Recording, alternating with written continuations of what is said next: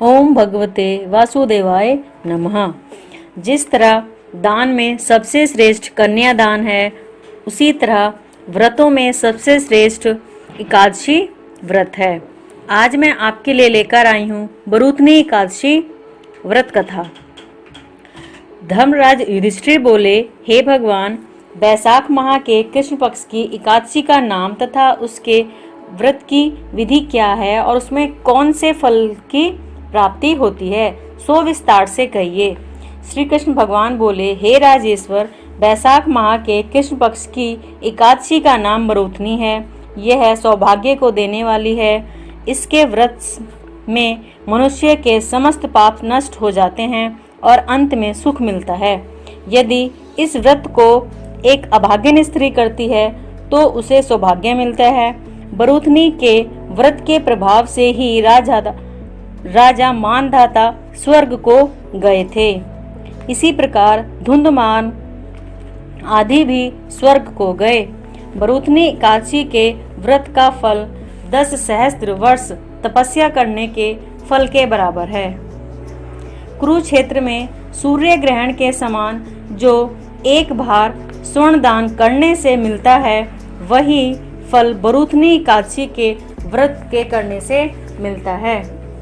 बरूथनी एकादशी के व्रत से मनुष्य इस लोक और परलोक दोनों में सुख प्राप्त करते हैं और अंत में स्वर्ग को जाते हैं। शास्त्रों में कहा गया है कि हाथी का दान घोड़े के दान से और हाथी के दान से भूमि का दान उत्तम है। उससे उत्तम तिलों का दान है। तिल से स्वर्ण दान से अन्नदान श्रेष्ठ है। संसार में अन्नदान के बराबर कोई दान नहीं है। अन्नदान से पितृ, देवता, मनुष्य आदि सब तृप्त हो जाते हैं। शास्त्रों में कन्यादान इसके बराबर माना गया है।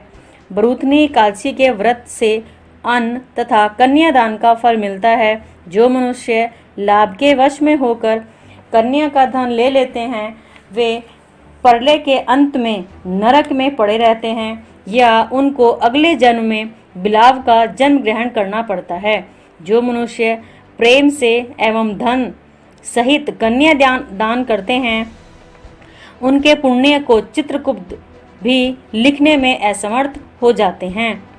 जो मनुष्य इस बरूथनी एकादशी का व्रत करते हैं, उनको कन्यादान का फल मिलता है। बरूथनी एकादशी का व्रत करने वाले को 10वें के दिन निम्नलिखित 10 वस्तुओं का त्याग कर देना चाहिए। कांसे के बर्तन में भोजन करना, मांस, मसूर की दाल, चना, कोंदो, शक, मधु, दूसरों का अन्न, दूसरी बार भोजन करना, स्त्री संग करना इत्यादि त्याग देने चाहिए। इस दिन जुआ नहीं खेलना चाहिए तथा शयन नहीं करना चाहिए। उस दिन पान खाना, दातुन करना, दूसरों की निंदा करना तथा चुगली खाना और पापियों के साथ बातचीत भी नहीं करनी चाहिए।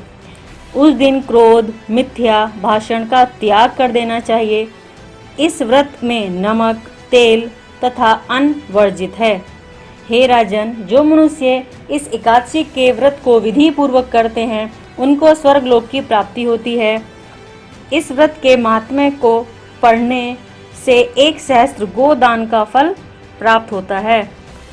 इसका फल गंगा के स्नान करने के फल से भी अधिक है। बोलो एकादशी की जय।